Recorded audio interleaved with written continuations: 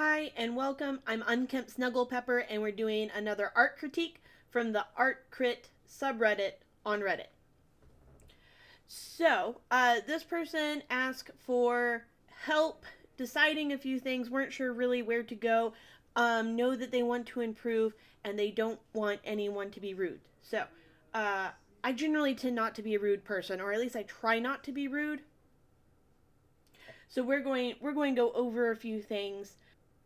I know you are learning and you're intaking information and you're trying to get better, because I see that you know that there's shading and there needs to be shading, but you don't know exactly where the shading needs to happen. You don't have a defined light source. I know you understand that there needs to be hard edges and soft edges, but you don't know where and when to use hard and soft edges, and you're over blending your soft edges. I know that you've been looking into anatomy and you understand certain things, but now that you have this pose, there are certain bits of anatomy that need more assistance. So, a few things that I notice. And we'll kind of go in, and I'm going to try my best to fix them in kind of a quick manner so that we're not here for like an hour listening to me explain everything away. If I were to do an anime style where I'm going to have a line art and I'm going to have more cartoon proportions, I would opt to use cell shading because that's what's more commonly used. It's also going to simplify a lot of things. You have to be very deliberate in where you're going to place your shadow when you only have one shadow color. However, I think that you're uncertain of where the light should be coming from. Let's take a pen and a nice bright color. So, according to this arm, the light is coming from this direction. According to her breast, the light is coming from this direction.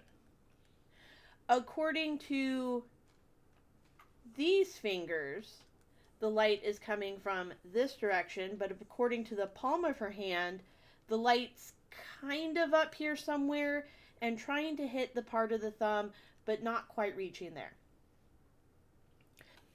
With the light source, I would say go top down. Oh, and her shadow at the back says the light source is coming from this direction. So I would go top down because she's lying on the floor. She's hanging out with her kitty. Some of the perspective is a little off. It looks like she's putting weight on this elbow, but that would be really uncomfortable. I think you would want to foreshorten the arm and move it a little closer and have the view of either top down or on the floor. Her hand and her arm are conflicting where the rest of her go, and then she's pushing her head upwards. So, a few things we're going to fix first. With the headphones, I don't think they drop down quite that far. No, I don't want that. I just want to move this guy. So he would move over there. You understand some color, but I think flesh tones are hard. I'm going to come out and be straight up honest. Flesh tones are hard, and I feel like too often we want to oversimplify them. We want three colors. We want a highlight, a base tone, and a shadow and make life easy. But that's not how flesh tones work. So I'm going to zoom in on her face. We'll start there. So what happens is when we go from the light color to the medium color to the dark color, our color picker over here on the side should move from white in this corner, if it's square, over to kind of a more saturated color. It's going to make a little curve, and the midtone is going to be the most saturated. As we go to a highlight, if we're in like a natural sunlight or most indoor lights, the highlight's going to lean towards yellow and the shadow is going to lean towards purple. Her skin tone is very desaturated. That's a little too gray and a little too yellow. So I'm going to move it away from the gray towards the orange, but not too far. And I'm going to maintain some of the lightness. I'm going to add some pink. And that's the color that I'm going to go down with. I'm going to make a new layer and do soft light. So this is going to preserve a lot of the work that you've already done without me just scribbling all over her face. I'm going to go a little darker and a little pinker. Yeah, now she looks a little bit more alive now. You get too gray with flesh tones and they become a bit of a zombie color. And you may be saying, well, I picked them from an actual photograph.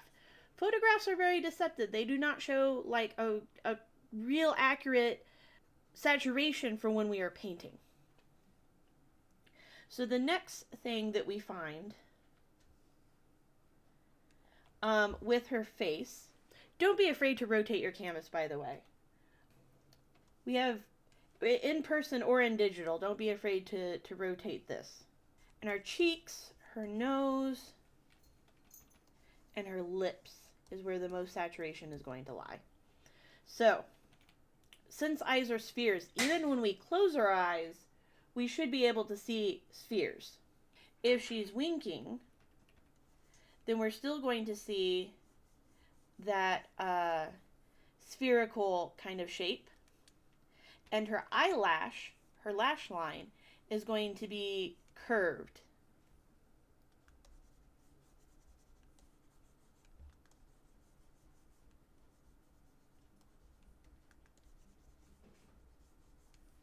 Right? So that's a bit more accurate representation of what happens when we wink. With over here, this is a very bright highlight for the eyelid because the eye is inside of the socket and there is an intense shadow. One of the darkest shadows on the face is right here, and it comes into the upper eyelid just a little bit. And since eyelids are kind of thin, they also tend to have more blood flow, so they're going to be a bit more saturated from the rest of the face. Okay, so yes, you're correct. She should have a highlight here. It is not quite that bright. There's also a highlight underneath her eye. And then her nose, I would add more saturation there. I would add more saturation to her cheeks. The light from her little kitty headphones on the side of her face is going to be a little bit stronger, I think. One more thing, the lips are going to be the most saturated, even if you're going with a natural look. And generally when you wink, you go up towards the eye that is winking. And then last but not least, we do have the corner of the mouth, which is going to be one of our darker colors, as well as the nostrils. I would even add a little shadow right here to show the wink. Okay, so that covers some of our face, and look how much more saturated she is compared to the rest of her.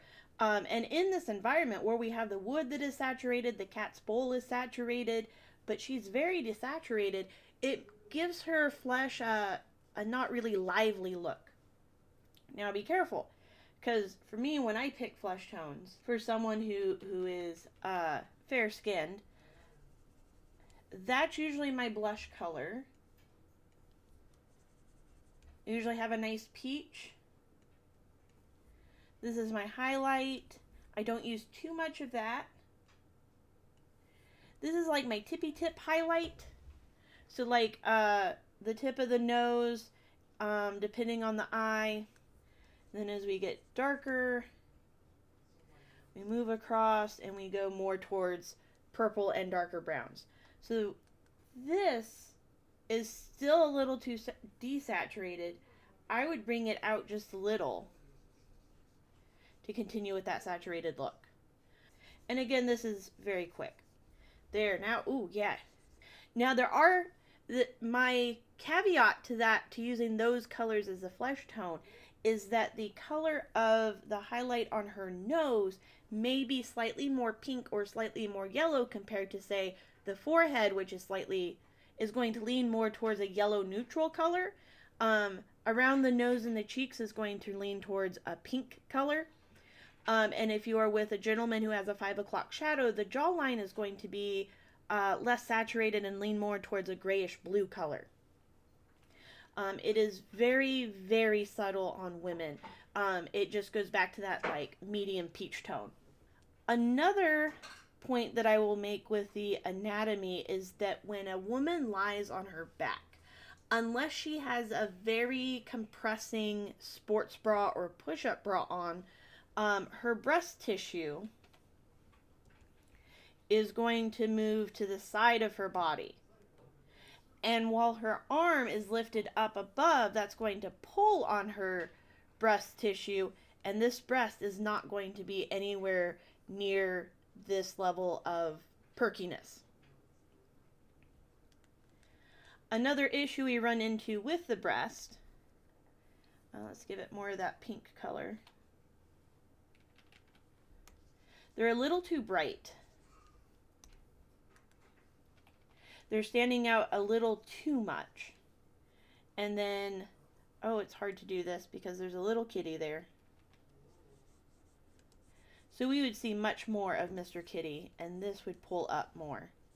The next thing is I'm going to operate on the assumption that our light is coming top down.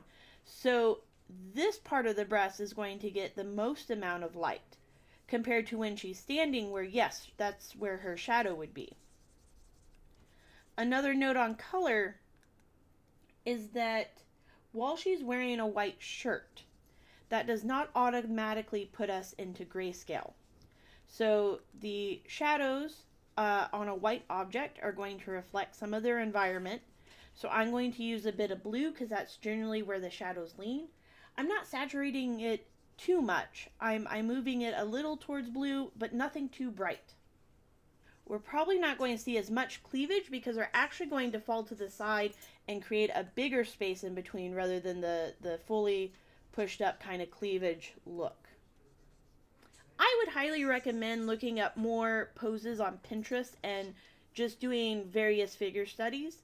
I would also recommend that if you wanted her in a pose like this or similar to this, especially when I was around high school, I would pose myself. I would put myself in front of the mirror and I would stare at myself, and eventually we got a digital camera.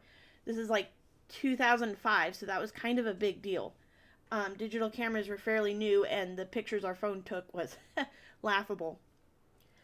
So, highly recommend. If you can't find the model you want, you are a model in the bathroom mirror. Another point with anatomy, it's not... Her hand should be bigger because it's coming towards us, especially depending on how much you want to force that perspective. But the thumb, the padding of the thumb doesn't go quite that far. And the shadow here is different than the shadow you have on the fingers.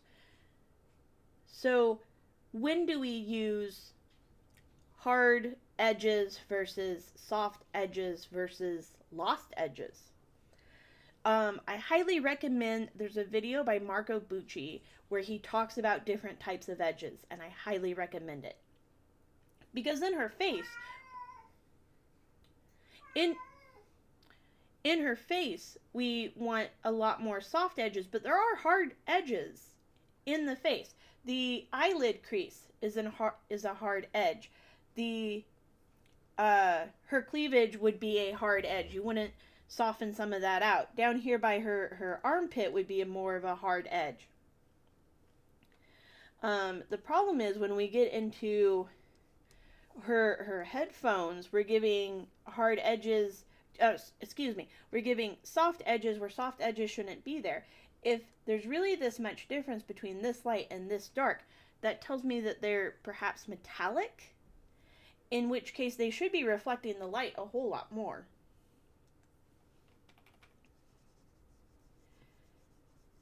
That glow is going to, we want to make sure it's obvious that there is a glow around her headphones.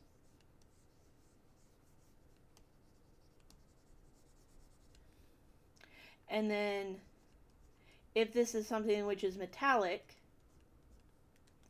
it's going to have an hard edge. If it's some kind of plastic related material, usually it's going to be more matte and it's not going to reflect that much of a highlight. Another note, especially places where you want a hard edge is where you have a very definitive change in plane. So anytime you have something that is a cube or a pyramid, they're going to have hard edges.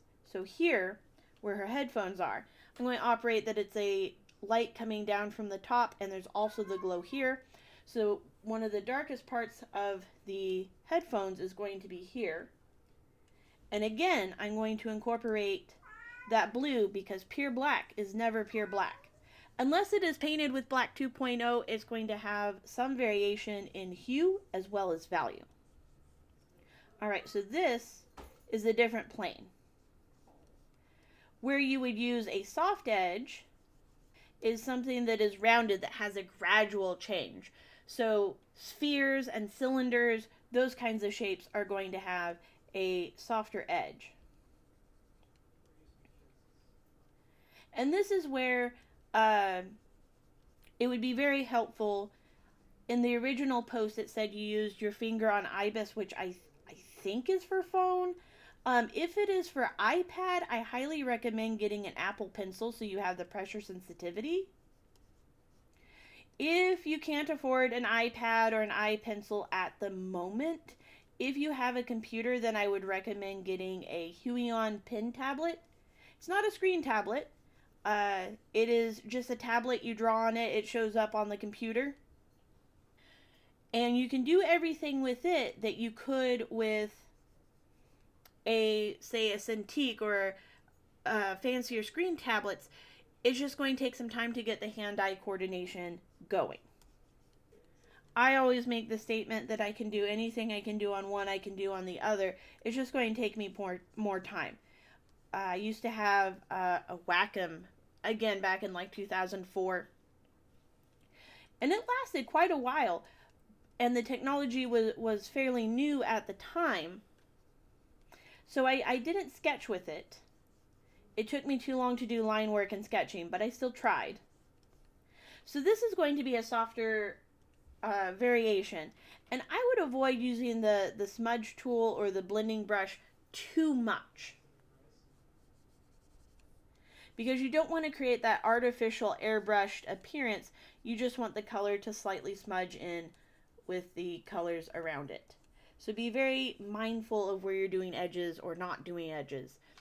The next recommendation is, as you start to explore what is and is not a soft edge, try doing something with just cell shading. It's going to give you a new perspective of, okay, I only have one color that I can lay down as a shadow. How can I convey complex forms? Which is something I really enjoy when I'm working on my webcomic, is when I'm cell shading, when I'm using one color to convey shadows. What kind of shapes do I need to create? The change in one's finger, where those lines are, is not quite that obvious. We tend to get lost in little details sometimes. There's a hierarchy. There's a hierarchy of things that we want to focus on. And this is getting into more advanced art skills. This is something that's not concrete. See, anatomy is either accurate or inaccurate or stylized, and never let a style be the reason that you make something inaccurate unless you know why you're making it inaccurate. Composition is one of those things where it's hard to say this is a good composition and this is a bad composition, because there's a lot of stuff that happens in between. So for this piece, I would say the first thing my eyes are drawn to is the fact that she has this bright purple hair, which is super cool.